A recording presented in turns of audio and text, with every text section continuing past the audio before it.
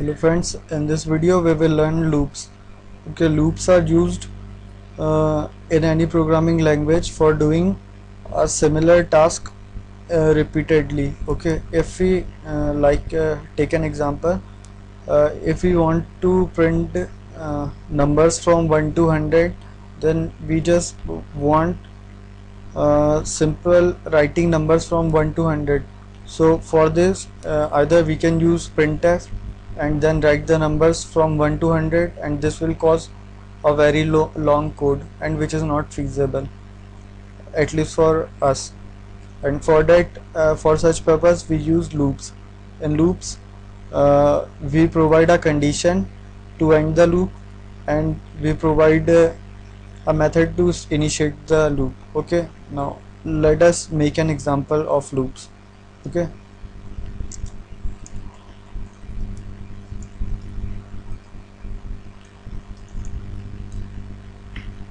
so I just make a basic structure of our program here, so I'm going to pause the video for that. Okay, now this is a basic structure of our C program. Now save it. I'm saving it on my desktop by name loop.c. okay, now we just want to print numbers from 1 to 100. Okay, for that we just take an integer and set it number and assign it value 1, and then we just printf %d number. We want this task and simply just change the number from 1 to 2, 3, 4 up to 100. For that we need a condition, and we want to do this printf while the number is less than 100, so that it will print the loop will continue until the number is 100 is smaller than 100. And if we run this program, then it will never end, cause we doesn't changing the value of number. So we just use number equals to number plus 1. This is called increment operation. Now every time the loops get executed, the value inside the variable number is incremented by 1, so that the next time loop will run, its value will be 2, and the next time its value will be 3, and on the 100th time its value this condition gonna false, and then our loop will end. Okay, now just run it.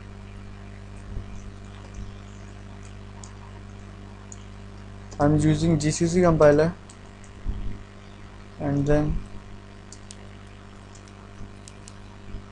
okay, it's a simple warning, cause we can remove it by putting extra line at the end.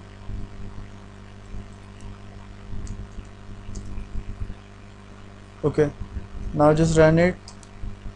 Okay, this will print numbers, and these are numbers from 1 to 99. Okay, cause the last condition is 100, and it will not print 100 because this gonna false at 100. So for that, for printing 100, we just use less than equal to, means the 100 value is acceptable by the loop, and we just use a line break here so that it will be clear for us. Now compile it again and run. Okay, so our program will give us numbers from 1 to 100, as you can see that. Okay, this is a simple loop, and we can implement loop in various ways.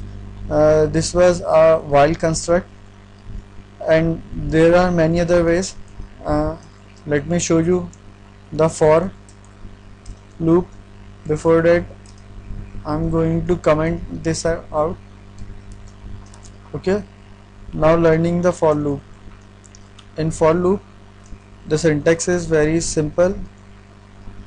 We just write for, and in brackets we have 3 arguments, and these were separated by semicolons.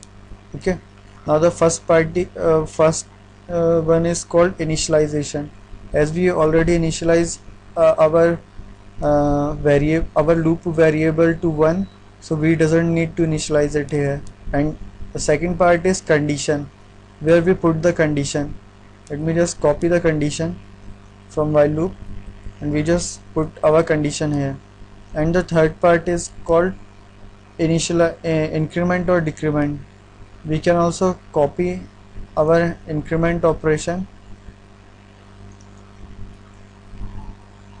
Okay, now we can also use number plus plus. This type of increment is mainly used in loops and in other places also. This is a shorthand for writing this. Okay, and now our task we want to execute is in between the loop. Okay, now just save it. This code is similar to this code, but we are doing here by for loop and here by while loop. Okay, for testing it, now just save it and again compile our code and run it. Okay, as you see, the output is same. First we in our first case we use while loop, and in our next we use for loop. There is one more way for doing this. It's called do while loop. For that I am just commenting it and then just writing our do while loop. In do while loop, first we used to write do, then the body, whatever we want to do, and at last we use our condition in while brackets, and notice there is a semicolon after while. Okay, now here we want to put our condition, and our condition is number should be less than equal to 100.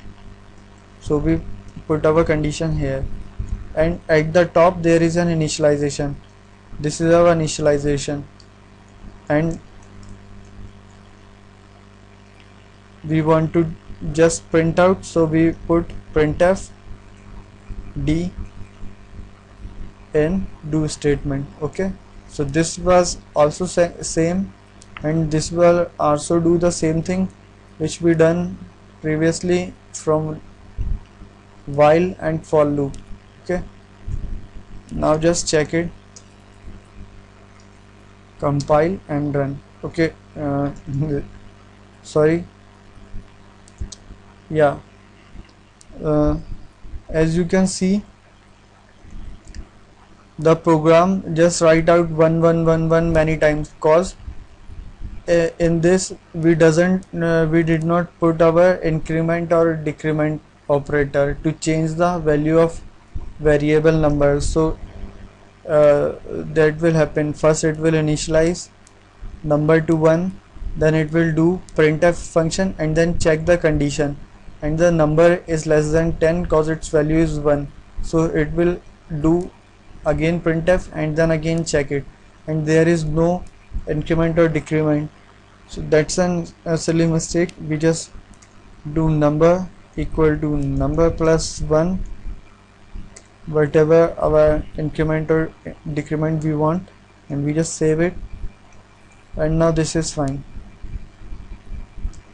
Now compile and run. Okay, now this time it works fine. So these are the 3 types of loops structure. The first while, the first one is while and for and do while. All 3 were acceptable and used often, but I prefer to use for loop most of the time, but in some cases while and do while were also used. So